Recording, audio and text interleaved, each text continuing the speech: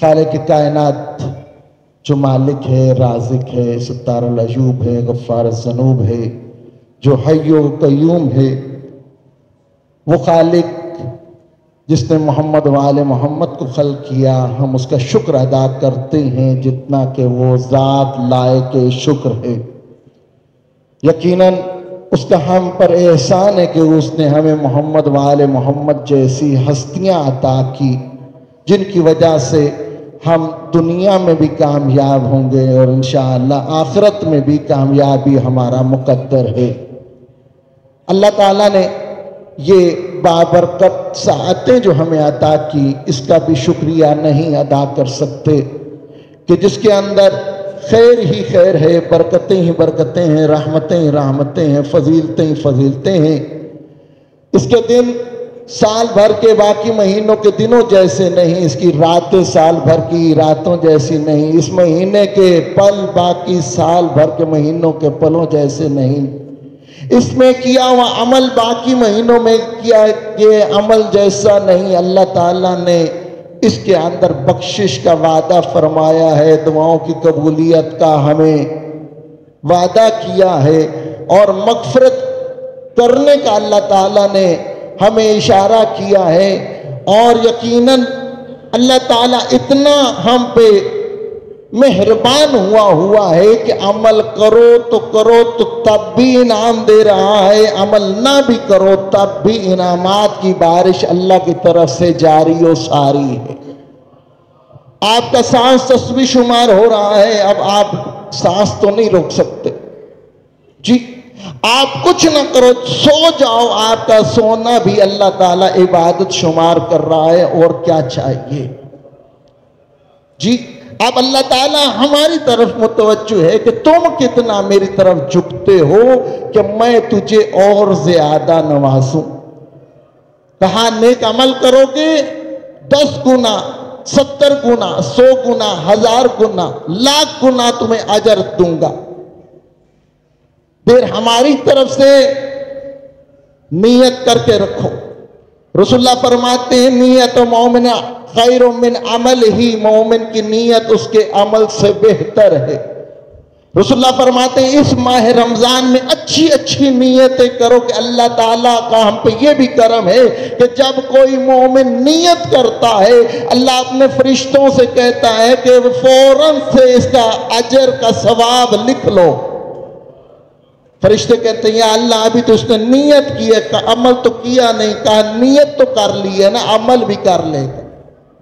اور پھر جب گناہ کرتا ہے انسان تو فرشتے لکھنے لگتے ہیں، تو اللہ تعالیٰ کہتا ہے بھی ٹھہر جاؤ، میرا بندہ ہے، میں نے بڑے چاہوں سے اسے پالا ہے۔ کہا یا اللہ گناہ کر چکا، ادھر تو نیت پہ اجر دے دیا تھا، ادھر روک رہا ہے۔ کہا ابھی میرا دروازہ توبہ کھلا ہوا، بھولا ہوا ہے، بھٹکا ہوا ہے، لوٹ کے آئے گا۔ یا اللہ اب لکھ لو اس نے عمل کر لیا 1 دن، کہا نہیں۔ روایات میں ہے کہ 40 دن تک اللہ تعالیٰ جو ہے فرشتوں کو روکتا رہتا ہے کہ نہ ابھی نہ لکھو، ابھی نہ لکھو۔ اور احسان جو اس پہ زیادہ ہے وہ یہ کہ جو فرشتہ اللہ تعالیٰ نے نیکیوں کا ہمارے کندھوں پہ بٹھایا ہوا ہے، یہ تو ایک ہی فرشتہ ہے، لیکن جو فرشتہ جو ہمارے گناہ لکھ رہا ہے، اللہ نے ہم پہ اور احسان کیا، ہر روز تبدیل کرتا رہتا۔ کیوں؟ ہمارے گواہوں پہ وہ شاہد ہے، وہ گواہ ہے۔ اور اللہ تعالیٰ جب بھی کوئی بات اس کے سامنے اس کے حضور پیش کی جاتی ہے تو کسی بھی مدعے کو حل کرنے کے لیے 2 گواہوں کی ضرورت ہوتی ہے۔ اللہ تعالیٰ نے کہا یا میں جاننے والا ہوں یا فرشتہ تو جاننے والا ہے، ہاں میں تو اس کو معاف کر دوں گا، تو جا اگلا دیکھے، اس کو خبر ہی نہیں۔ گرامی یہ خدا کا ہم پہ احسان ہے۔ یہ وہ پل ہیں جس کے اندر تلاوت قرآن، کیونکہ یہ مہینہ مبارک مہینہ شہر رمضان الذی انزل فیہ القرآن ھدی للناس وبینات من الہدی والفرقان، جو ہدایت بھی ہے اور فرقان بھی ہے، حق و باطل میں تمیز کرنے والا ہے۔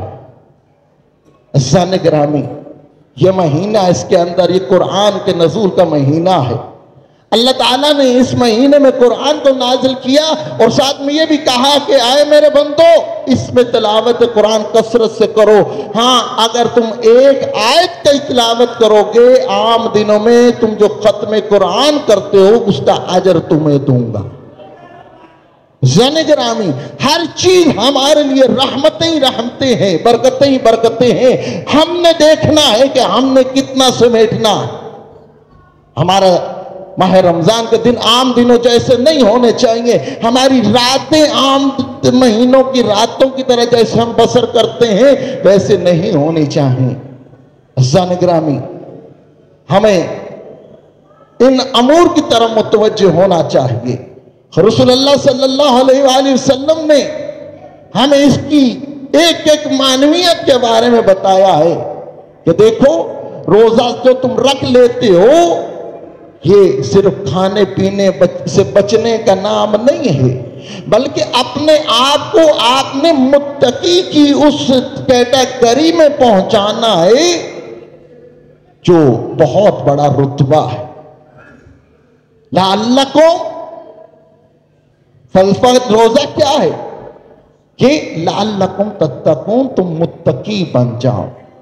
میں نے عرض کیا تھا کہ یہ ہمارے لیے فارمولہ بھی ہے کہ اگر جو گناہ ہم سارے سال کرتے تھے اور اس پہ نازاں ہوتے تھے یا نہ ہمیں نہیں خبر ہوتی تھی، لیکن اگر ہم روزے بھی رکھ رہے ہیں اور گناہ ویسے کے ویسے چل رہے ہیں اور ہماری تمام تر اعضاء و بدن اسی طرح راغب ہیں جیسے پہلے گناہ پہ لذت محسوس کرتے تھے ویسے کی ویسے لذت محسوس کر رہے ہیں، تو گویا پھر ہم متقی نہیں بن رہے. ہم نے ایک سٹیپ بھی نہیں بڑھایا ہے، کسی ایک گناہ کو بھی اگر ترک نہیں کیا تو پھر ہمیں اپنے روزے کے اوپر نظر ثانی کر لینی چاہیے. بے عمل کا کوئی عمل قبول نہیں. ہم کہیں کہ ہاں جی ایسے ہی استغفر اللہ ربی واتوب الیہ کہنے یہ عشرہ مغفرت چل رہا ہاں اور ہمیں اللہ تعالیٰ بخش دے گا. زنے نہیں. اللہ تعالیٰ کا وہ ولی مولا امیر المومنین علی ابن ابی طالب علیہ السلام نے ہمیں بتایا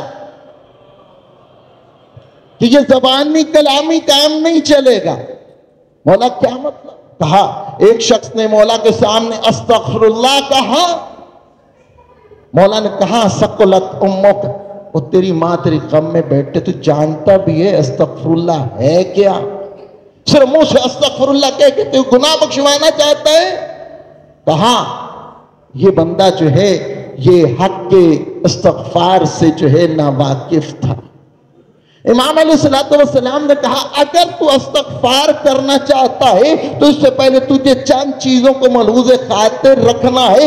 سب سے پہلے تجھے ان چیزوں کو ملحوظ خاطر رکھنا ہے. کیوں؟ یہ استغفر اللہ کرنا، استغفار کرنا یہ عام لوگوں کا کام نہیں ہے، علیین کا کام ہے، بلند مرتبہ لوگوں کا عمل ہے. تمہیں پہلے اس چیز کا عملی نمونہ پیش کرنا ہے اور پھر استغفار کرنا ہے. کہا پہلے کیا؟ کہا پچھلے جتنے گناہ کیے ایک کو یاد کرو، اس پہ نادم ہو کے شرمندہ ہو کے ہاں اللہ کے حضور اس سے معافی طلب کرو، اس پہ شرمندگی کا اظہار کرو. یہ کام کرنا پڑے گا اگر استغفار چاہیے. ہاں اور پھر کہا ہمیشہ کے لیے گناہ ترک کرنے کا مصمم ارادہ کرو کہ اپنی ذات کے ساتھ یہ عہد کرو کہ یہ جو پچھلے گناہ میں کرتا تھا اب استغفار کر رہا ہوں تو آئندہ ایسے گناہ نہیں کروں گا. خدا سے مدد طلب کرو اور آئندہ نہ کرنے کا مصمم ارادہ تھا. تیسرا فرمائے لوگوں کے حقوق اس طرح ادا کرو کہ مرتے وقت تمہارے ذمہ کسی کا حق تمہاری گردن پر باقی نہ ہو. ہاں ہم ادھر سے استغفار کرتے ہیں ادھر لوگوں کے حق مار رہے ہوتے.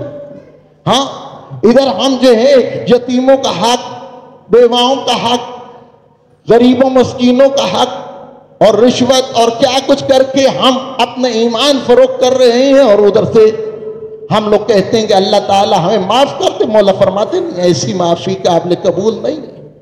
پھر فرمایا کہ ہر وہ واجب جسے انجام نہ دیا ہو اس کی تلافی کرے. نمازیں نہیں پڑھی واجب تھی، استغفار چاہتے ہو تو اب واجب جو نمازیں ترک کی ہیں ان کی قضا ادا کرو، روزے نہیں رکھے تھے ان روزوں کو ادا کرو، صدقہ خیرات جو نہیں دیا تھا، جو واجب تھا، زکوٰۃ تھی، خمسہ نہیں دیا، ان کو ادا کرو، جو حقوق العباد تھے نہیں پورے کیے ان کو پورا کرو، پھر جا کے تمہاری استغفار قبول ہوگی، کیوں وہ تمام واجبات ہمارے سر پہ ویسے کے ویسے واجب۔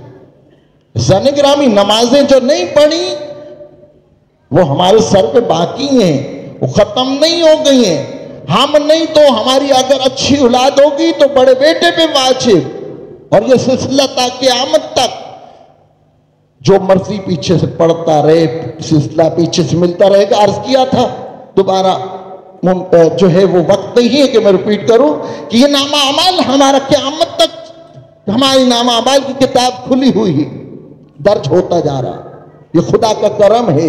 خدا چاہتا تو ہمیں جیسے ہی موت عطا کی ہماری کتاب نامہ اعمال کی بند کر دیتا، چھین کر دیتا، اب اور کچھ نہیں۔ یہ خدا کا احسان ہے کہ کتاب چل رہی ہے، ہمارے پچھلے جو نیکیاں کر رہے ہیں وہ ہم تک پہنچ رہے ہیں، جو کار خیر اپنی زندگی میں آپ نے اپنے ہاتھوں سے کیا تھا وہ بھی چل رہا۔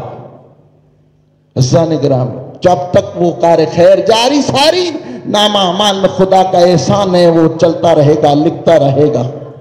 عزیزان گرامی، اسی طرح مولا فرماتے ہیں تم استغفار کرنا چاہتے ہو تو تمہیں اس چیز کا پتہ ہونا چاہیے کہ مال حرام سے جس طرح تم نے اپنے بدن کو پروان چڑھایا ہے، اب اتنی ریاضت کر، اتنی محنت کر کہ تمہارا مال حرام جو ہے جس سے پروان چڑھائے تمہارا بدن، تمہارا سارا گوشت جو ہے تمہاری ہڈیوں سے جدا ہو جائے اور تمہاری جلد تمہاری ہڈیوں کے ساتھ متصل ہو جائے، اور پھر اب نیک عمل کر کے پاک و پاکیزہ مال کھا کے اپنے بدن کو پروان چڑھاؤ، اپنے گوشت کو بڑھاؤ تاکہ اللہ تعالیٰ سے استغفار کے قابل ہو جاؤ۔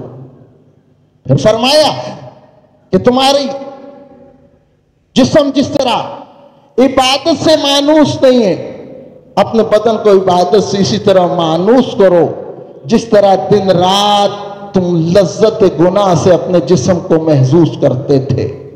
عزیزان گرامی، مولا فرماتے ہیں یہ 6 عمل تم کرو گے تو پھر تم استغفار کرو۔ تو یہ جب تک ہم عملی طور پہ کر کے یہ استغفار نہیں دکھائیں گے، زبانی کلامی جو ہے یہ ہمارے کام آنے والا نہیں ہے۔ صلوات علی محمد و آل محمد۔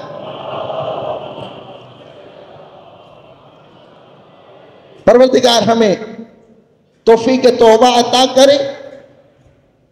بہترین دانشور، بہترین پڑھا لکھا سمجھدار وہی ہے جو اپنے گناہوں کو قبول کرے، اس پہ نادم ہو، شرمندہ ہو۔ فرار ممکن نہیں، اللہ کے حضور اپنے آپ کو حاضر ناظر جانتے ہوئے، اللہ کو پہچانتے ہوئے، اس کی یاد دل میں، عقل میں، ذہن میں بساتے ہوئے ایک ایک گناہ کو قبول کر کے مجرم بن کے اس کے سامنے پیش ہونے کے دن ہے۔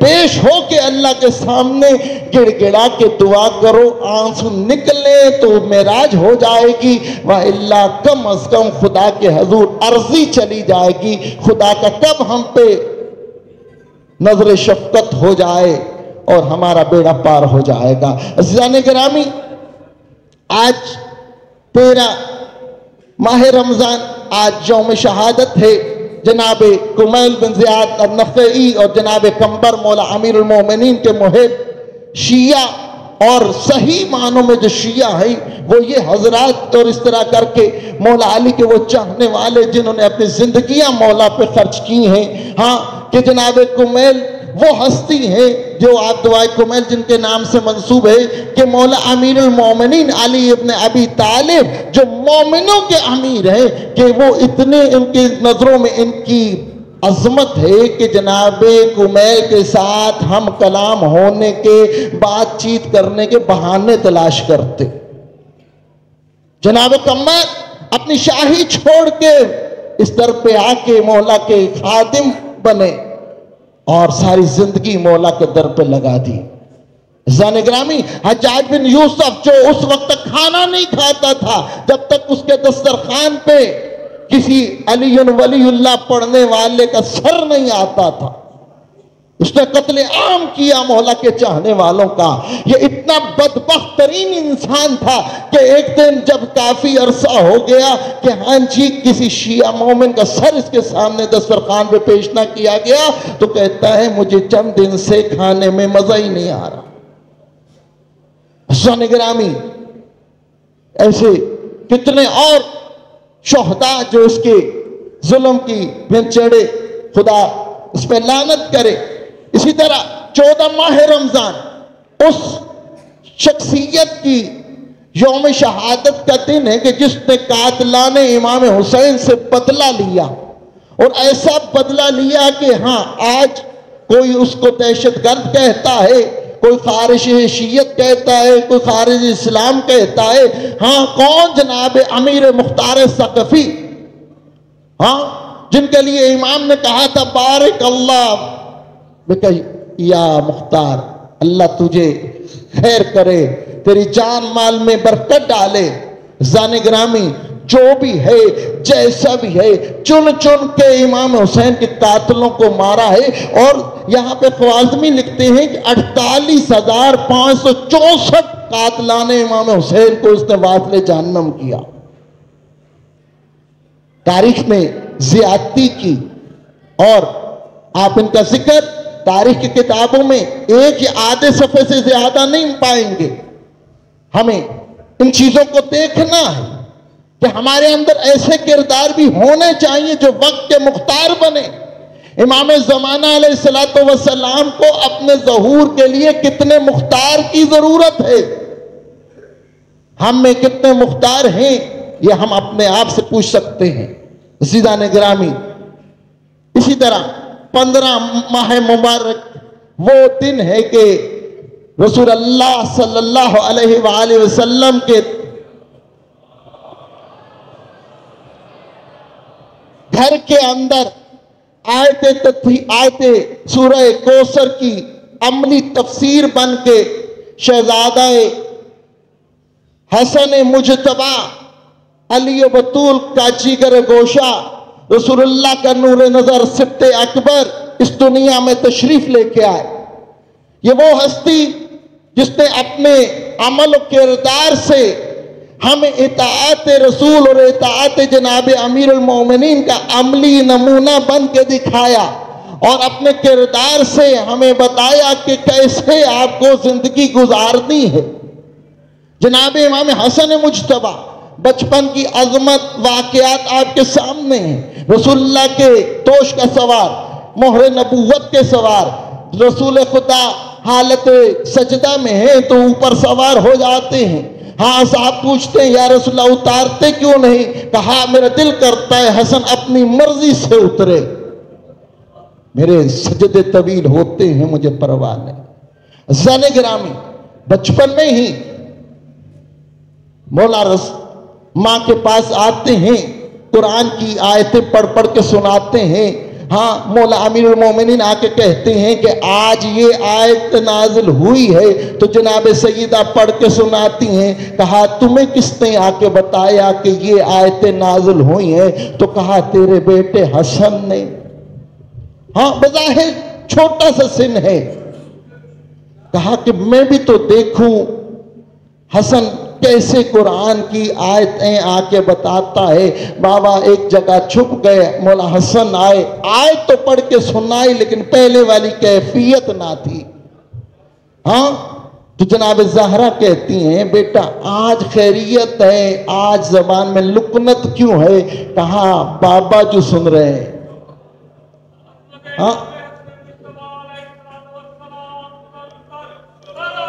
اللہم صلی علی محمد وعلی محمد۔ عزیزان گرامی، جوانی ہوئی تو کوئی جنگ ایسی نہیں جہاں پہ یہ شیر خدا کے شیر بیٹے نے اپنے جنگ کے جوہر نہیں دکھائے، ہر جنگ کے اندر شریک۔ مولا امیر المومنین کو یہاں تک کہنا پڑا کہ مجھے ڈر لگتا ہے حسن و حسین کی جنگ سے کہ ان کو کوئی نقصان نہ پہنچے اور رسول اللہ کے بیٹے کی کوئی آنچ نہ آ جائے۔ قرآن ان کا قصیدہ ہے۔ آیتِ طعام وَيُطْعِمُ الطَّعَامَ عَلَىٰ حُبِّهِ مِسْكِينًا، اس کے مصداق آیت تطہیر کے مصداق سورہ پوری حدیث قصہ پنجتن پاک کے ایک فرد کا نام حسن مجتبیٰ۔ اللہ تعالیٰ نے ان کی طہارت کے ہمیں قصیدے پڑھ کے سنائے ہیں۔ پھر مباہلہ کے اندر یہ سچوں میں سے ایک سچا تھے، اور عبادت گزاروں کو اگر دیکھا جائے تو اتنی عبادت کی ہے کہ ہاں 25 پیادہ حج کیے مولا امام حسن نے۔ کتنے؟ اور ہم میں سے اکثر نے استطاعت کے باوجود ایک بھی نہیں کیا۔ رسول اللہ کا فرمان ہے استطاعت کے باوجود جو حج نہ کرے اور اس دنیا سے چلا جائے، اسلام کا اس کے ساتھ کوئی تعلق واسطہ نہیں۔ وہ یہودی مرا، وہ نصرانی مرا۔ 25 پیادہ حج، سواری ساتھ لے کے جاتے ہیں، پیدل جاتے ہیں مدینہ سے مکہ۔ پوچھا مولا یہ سواری ساتھ ہے، آپ اس پہ سوار ہو کے کیوں نہیں جاتے ہیں؟ فرمایا مجھے حیا محسوس ہوتی ہے کہ میں جس کی بارگاہ میں جا رہا ہوں سوار ہو کے جاؤں۔ مولا پھر یہ فلسفہ سمجھ نہیں آ رہا کہ سواری ساتھ میں کیوں رکھی ہوئی ہے؟ کہا کہیں کوئی یہ نہ کہہ دے کہ حسن غریب ہے، اس کے پاس سواری نہیں۔ عزیزان گرامی، وہ معاویہ نے جب شام میں مولا کو بلایا اور کہا کہ میں آج حسن کو بلا رہا ہوں، کوئی تم میں سے اٹھ کے استقبال نہ کرے، پردے گرے رہیں، کوئی پردہ اٹھائے نہ۔ ہاں مولا امام حسن آئے، ایک ہوا کا جھونکا آیا، پردے اٹھتے چلے گئے، مولا داخل ہوئے، سب اس کے کارندے بیٹھے ہوئے تھے۔ جیسے ہی امام داخل ہوئے سارے ہی کھڑے ہو گئے۔ ایک اور واقعہ ہے، وہ بعد میں تفصیل سے عرض کروں گا۔ اس نے مال و جواہر اتنا زیادہ بھر دیا کہ مرعوب کر دوں حسن کو کہ تم جو آئے ہو دیکھو میں بتاؤں کہ میرے پاس کتنی مال و دولت ہے کہ میں جس کو چاہوں جتنا دے دوں، جس کو چاہوں خرید لوں، ہاں مجھے فرق نہیں پڑتا ہے۔ اب جیسے ہی اس نے کہا کہ حسن کے سامنے اپنی میں شان و شوکت اور اپنی دولت کی میں یہاں پہ نمائش کروں گا، تو یہاں پہ امام علیہ السلام اس وقت تو خاموش رہے۔ تھوڑی دیر کے بعد اس نے ایک ایسا عمل کیا کہ اسے ویسا میں کہتا ہوں نہیں کرنا چاہیے تھا۔ جی کیا کیا؟ کہا یاد رکھ حسن، دیکھ کتنا مال دے دیا میں نے، یاد رکھ میں ہندا کا بیٹا ہوں۔ مولا چپ رہے۔ جب ماں اپنی یاد کروا دی نا تو اب جیسے ہی مولا اس نشست سے جانے لگے نا تو ایک حکمدار نے بڑھ کے مولا کی جوتی جو الٹی تھی اس کو سیدھا کر دیا۔ امام نے جیسے دیکھا کہا وہ جتنا مال مجھے معاویہ نے دیا ہے کہ اتنا مال میرے اصحاب میں سے کسی کو نہیں دیا، اور وہ تمام کا تمام جو مال ہے تو نے جو میری جوتی سیدھی کی ہے بغیر اجرت کے ہم میں سے کوئی کبھی کوئی کام لیتا ہی نہیں ہے، جتنا مال اس نے مجھے دیا ہے سارا مال جوتی سیدھی کرنے کے بدلے میں تجھے دیتا۔ یا ہاں او حسن یہ کیا کر رہے، اتنا مال جوتا سیدھا کرنے والے کو دے رہا۔ کہا یاد رکھ میں زہرا کا بیٹا۔ عزیزان گرامی، جناب امام حسن کی سیرت کو پڑھا جائے، جناب امام حسن کی تاریخ، ان کی سیرت و کردار کو پرکھا جائے تاکہ ہمیں پتہ چلے کہ امام حسن ہم میں سے اکثر، بلکہ میں یہاں دعوے سے کہہ سکتا ہوں 90% افراد جو یہاں پہ حاضر ہیں امام حسن کے بارے میں نہیں جانتے۔ صرف بچپن کے چند واقعات ان کے سامنے ہوں گے، اگر انہیں کہا جائے کہ بات کر لو تو نہیں کر پائیں گے۔ جاؤ اپنی اولاد کے بھی امتحان جا کے لے لو اور جا کے پوچھ لو مولا حسن کے بارے میں کیا جانتے۔ درد دل ہے عزیزان گرامی۔ اسی طرح وقت کم ہے، 15 یہ مارچ یہ یوم تحفظ ناموس رسالت کے طور پہ منایا جا رہا ہے۔ ہمارا عقیدہ ایمان ہے کہ رسول اللہ صلی اللہ علیہ وآلہ وسلم کی حرمت کا ہمیں پاس رکھنا ہے. جو گستاخ جو ان کی اہانت کر رہے ہیں، جو کارٹون یا باقی کیفیت میں سوشل میڈیا پہ طوفان بدتمیزی اٹھا ہوا ہے، ہم اس کی بھرپور مذمت کرتے ہیں. اور کل کا دن جو تحفظ ناموس رسالت کے طور پہ منایا جا رہا ہے، ہمیں اپنی اولاد کو بتانا ہے کہ ہمیں اپنی جانیں قربان کر دینی ہے. کیوں؟ ہمارے لیے ہمارے ایمان کا حصہ ہے ناموس رسالت. رسول اللہ جن کے پروٹوکولز میں ہمیں بتایا گیا کہ ہاں ان کے اوپر آواز تک نہیں جانی چاہیے، ان کے برابر تک نہیں جانی. لا ترفع فوق صوت نبی. ہمیں پور سورہ حجرات پڑھ کے دیکھ لیجئے، سارے پروٹوکول تو بتائے گئی ہیں. ہاں، اور جو ہمارا یہ ماننا ہے، ہمارا ایمان ہے، ہمارا عقیدہ ہے، جو گستاخ رسول ہے اس کی سزا قتل ہے. ہمیں اپنے اولادوں کو متوجہ کرنا ہے تاکہ یہ جو ہمارے ایمان کے ساتھ کھیلا جا رہا ہے وہ دشمن جو ہے وہ کامیاب نہ ہو جائے. یا